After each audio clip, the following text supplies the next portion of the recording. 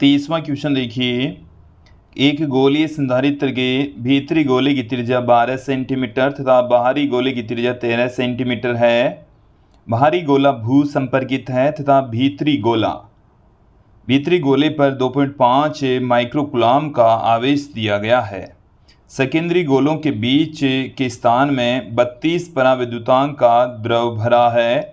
तो संधारित्र की धारिता ज्ञात कीजिए, भीतरी गोले का विभव भी ज्ञात कीजिए। इसके साथ में हमें सी पार्ट में पूछा कि संधारित्र की धारिता की तुलना एक 12 सेंटीमीटर त्रिज्या वाले किसी वियुक्त गोले की धारिता से कीजिए। व्याख्या कीजिए कि गोले की धारिता इतनी कम क्यों है। देखिए, इस क्वेश्चन को आप लोग अच्छे से समझ लीजिए कि हमें एक इस क्वेश्चन में गोलीय संधारित्र दे रखा है जिसकी आंतरिक और बाह्य त्रिज्याएं हमें दे रखी है। आंतरिक जो त्रिज्या है, बाह्य जो त्रिज्या है वो 13 सेंटीमीटर हमें दे रखी है। आंतरिक त्रिज्या 12 सेंटीमीटर हमें दे रखी है। एप्सिलॉन आर का मान हमें 32 दे रखा है। इसके साथ में जो भीतरी गोला है उस पर आवेश की वैल्यू हमें 2.5 माइक्रोकुलाम दे रखी है। ये हमें इस क्वेश्चन के अंदर दिया हुआ है, ये सारी वैल्यूज हमें दे रखी है। अब हमें इसके ए पार्ट में हमें ज्ञात करना है गोलीय संधारित्र की धारिता। इसका फॉर्मूला होता है 4 pi epsilon nought epsilon R R1 R2 बट्टे में R1 माइनस में R2। इन सब की वैल्यू यहाँ पर हम पुट कर देते हैं। C बराबर 4, पाई का मान 3.14, एप्सिलॉन नॉट का मान 8.854 गुणा 10 की घात माइनस 12। एप्सिलॉन R की जो वैल्यू है वो हमें दे रखी है 32। R1 का मान हमें दे रखा है 13 सेंटीमीटर, मतलब 13 गुणा 10 की घात माइनस 2। R2 का मान हमें दे रखा है 12 गुणा 10 की घात माइनस 2।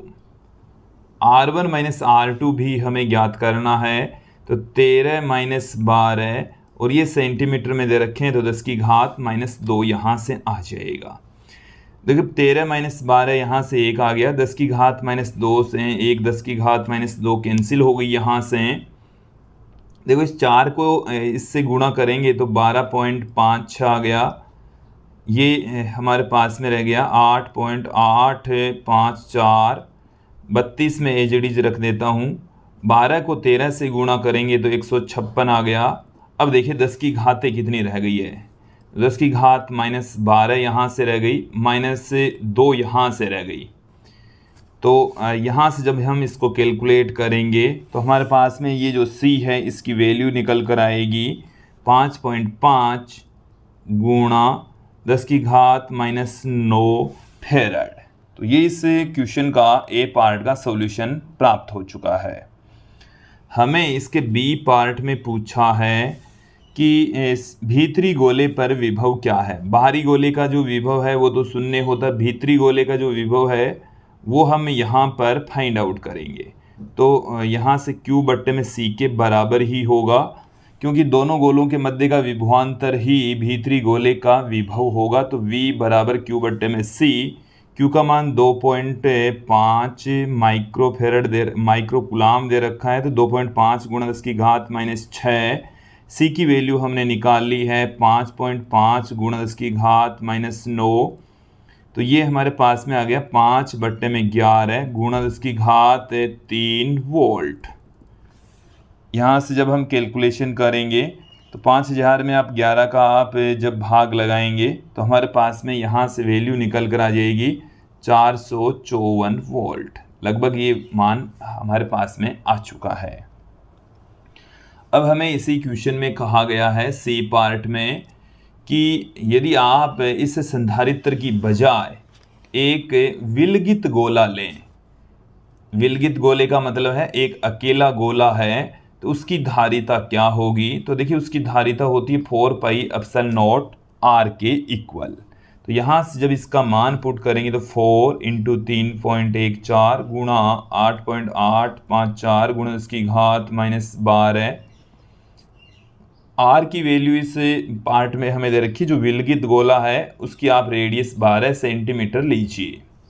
तो जब हम इसको कैलकुलेट करेंगे 12.56 हो जाएगा। इसको इससे गुणा करके, सबको गुणा करके वैल्यू जब हम फाइंड आउट करेंगे 1.33 इंटू 10⁻11 फेरेड प्राप्त होगी। अब यहाँ से देखिए, यदि आप अकेला गोला लेते हैं, अकेला गोला ले रहे हैं 12 सेंटीमीटर त्रिज्या वाला, तो उसकी धारिता ये आती है। और यदि गोलीय संधारित्र लेते हैं तो उसकी धारिता हमारे पास में ये वाली प्राप्त होती है। तो इस क्वेश्चन में हमारे को स्पष्ट करना है कि इसकी धारिता इतनी ज़्यादा क्यों, इसकी धारिता इतनी कम क्यों। तो देखिए, हम ये जानते हैं संधारित्र का सिद्धांत भी यही कहता है कि हम गोले की त्रिज्या या पृष्ठीय क्षेत्रफल बिना बढ़ाए हुए उसकी धारिता को बढ़ा देते हैं। तो संधारित्र की व्यवस्था ही इसी प्रकार की होती है कि उसका हम धारिता का मान बढ़ा देते हैं, क्योंकि इसके अंदर क्या होता है, जो बाहर वाला गोला होता है वो भू संपर्कित होता है, इसका विभव वो कम कर देगा।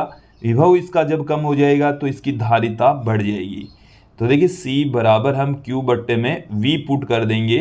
तो यहाँ पर तो जो गोला है वो विलगित गोला है, भू संपर्कित नहीं है। यहाँ पर बाहर वाला एक और गोला होता है जो कि जमीन से जुड़ा होता है, ऋणात्मक विभव पर होता है, जो कि इस अंदर वाले गोले का विभव कम कर देगा। V कम, ये वाला V कम हो जाएगा, तो इससे C का मान क्या हो जाएगा, बढ़ जाएगा, ज़्यादा हो जाएगा। तो इस वजह से गोलीय संधारित्र की जो धारिता है एक विलगित गोले की धारिता की तुलना में अधिक होती है। तो ये था 30वां क्वेश्चन।